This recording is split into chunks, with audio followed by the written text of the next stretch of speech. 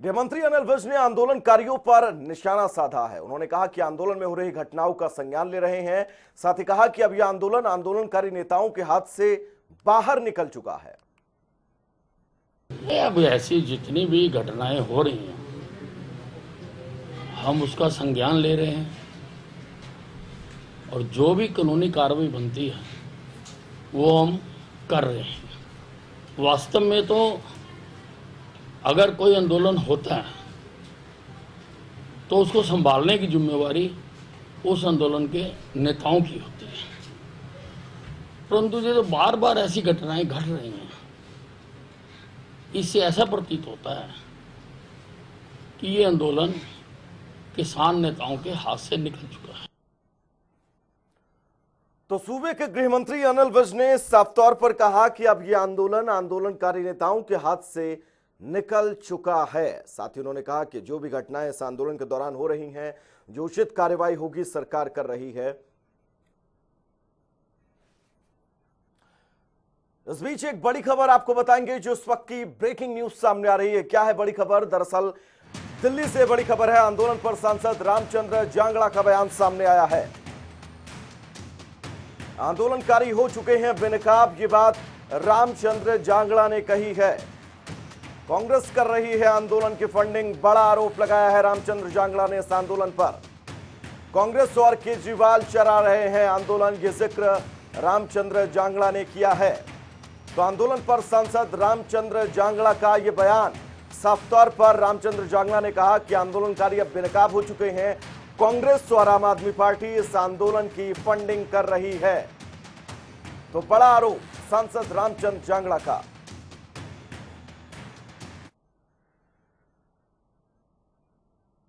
आंदोलनकारियों का mission UP और उत्तराखंड शुरू होगा। चुनावों में बीजेपी को हराने के लिए आंदोलनकारियों ने नई रणनीति पर काम करना शुरू कर दिया है। संयुक्त किसान मोर्चा के नेता बूटा सिंह ने कहा कि जल्द गाजियाबाद बॉर्डर पर यूपी और उत्तराखंड के किसानों के साथ बैठक होगी। वो चुनावी राज्यों में प्रेस कॉन्फ्रेंस और महापंचायत करेंगे। उन्होंने कहा कि आंदोलन के 7 महीने पूरे होने पर वो गवर्नर हाउस का घेराव करेंगे और देश भर में गवर्नर को राष्ट्रपति के नाम ज्ञापन सौंपा जाएगा। केंद्रीय कृषि मंत्री नरेंद्र तोमर के आधी रात को भी बातचीत के लिए तैयार वाले बयान पर प्रतिक्रिया देते हुए कहा कि आंदोलनकारी बातचीत को तैयार हैं, कृषि कानूनों को रद्द कराने पर ही बात होगी।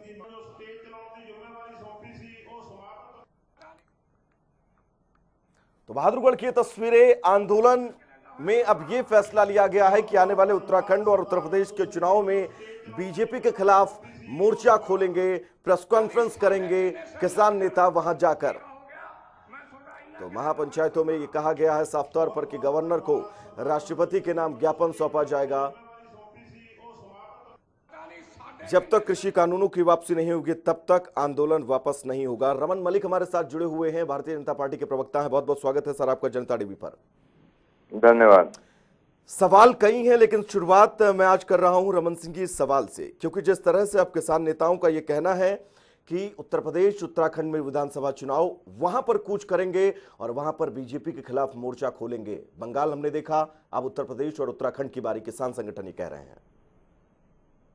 भाई ये किसान थोड़ी हैं, ये टिकैत शिकैत किसान थोड़ी हैं, न चरूणी किसान है न टिकैत किसान है। आप ये बताओ नरेश टिकैत है या राकेश टिकैत है, ये नेता है क्या? ये तो महेंद्र सिंह टिकैत की बनाई हुई विरासत पे राज कर रहे हैं। उन्होंने जो लोगों के लिए काम करा, अब जैसे नेहरू ने कांग्रेस बनाई, फल अभी तक राहुल गांधी खा रहा है। ये तो वही कहानी है। और आगे वो गौरव टिकैत है उसको देने की तैयारी में लगे हैं। तो ये लोकतंत्र कहाँ गया है? यहाँ पे किसानों के बीच में लोकतंत्र नहीं होता। ये जो मतलब ये तो फजूल है। ये वो नेता है, सुनिए, ये वो नेता है जो आरएलडी की टिकट पे इलेक्शन लड़े हुए, जमानत जब्त कराई हुई। ये नेता फेता कोई ना है। इनके पीछे लोग थोड़े बहुत ही जो लगे हुए हैं वो दादा लाए लोग हैं, वो लगे हुए हैं। जो असली महेंद्र सिंह टिकैत के साथ लोग थे वो तो इन पे थुक्के हैं और ऐसे ही चरूनी के हैं। वो आम आदमी पार्टी से लड़ा हुआ है। आप बताओ ना सच्चाई कहाँ है? अगर मैं झूठ बोल रहा हूँ तो मैं माफी लौटूंगा आपके पास। हमारे साथ कैप्टन अजय यादव जुड़े हैं, वरिष्ठ कांग्रेस नेता है। बहुत बहुत स्वागत है कैप्टन अजय यादव जी आपका जनता टीवी पर। रामचंद्र जांगड़ा जी का यह कहना है कि इस आंदोलन को आम आदमी पार्टी और कांग्रेस फंडिंग कर रही है, ऐसा कुछ है?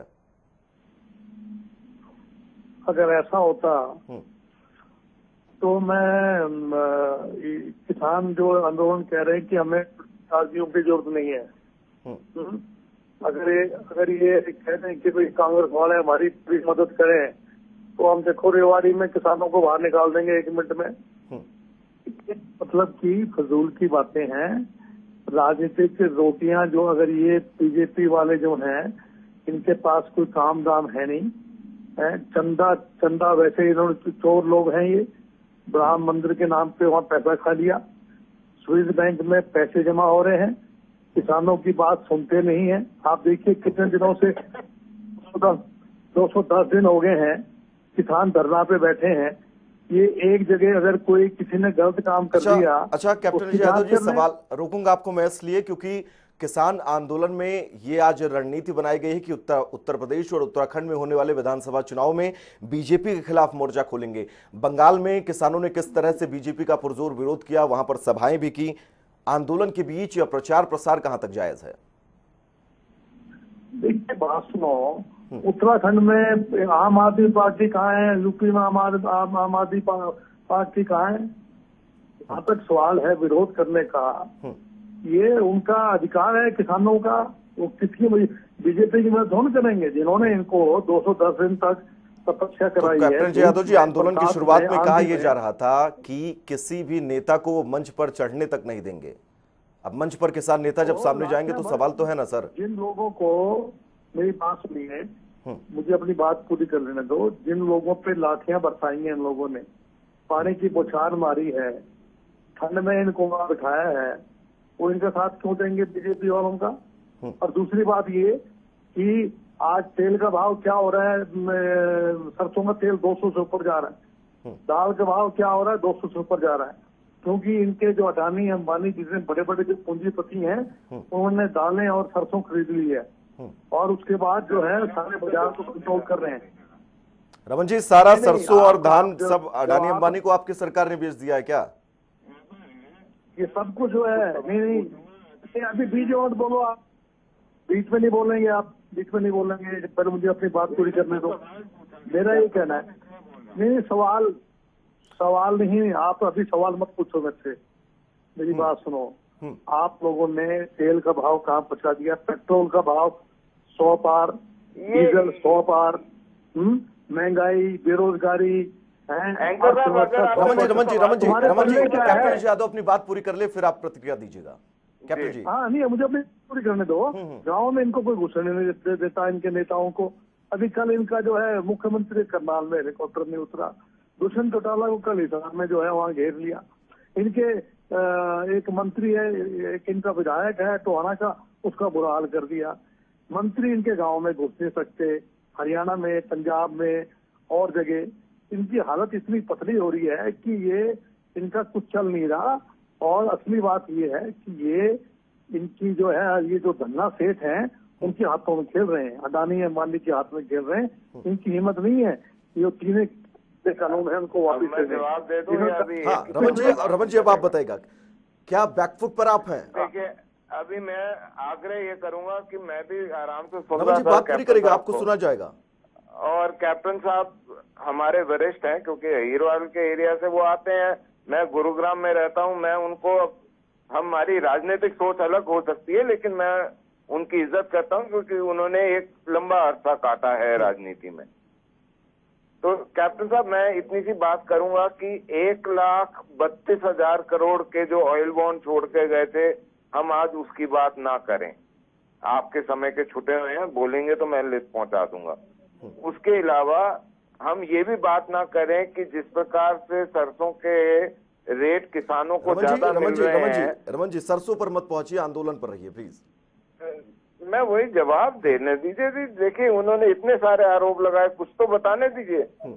वैसे भी आज मिलान वाले बाबा का बर्थडे है, तो मेरे को कुछ तो बोलने दीजिए। तो बात यह आती है कि बार बार इनकी अपनी नेत्री थी पानीपत से, उसने बहुत स्पष्ट रूप से कहा कि जी हम हर तरीके से मदद करें, यहाँ तक कि शराब भी पहुंचा रहे हैं, शराब का भी लंगर लगाओ, ये भी करो। ये सारी ऑन रिकॉर्ड बातें हैं साहब। उसके अलावा बिट्टू जी हैं, वो बोलते जी हम स्ट्रैटेजी बनाते हैं, हम स्ट्रैटेजी लगाते हैं, हम बना देते हैं। इनके बाजवा साहब ने भी बोला, उसके अलावा कैप्टन साहब ने खुद माना कि हर तरीके से चाहे तेल की मदद हो, बैठने की हो, बिजली पानी की जरूरत हो, वो सब हम देते हैं।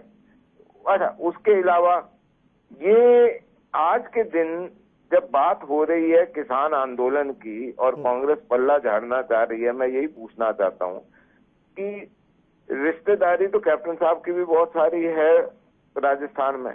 राजस्थान के अंदर बाजरा सबसे बड़ी फसल है।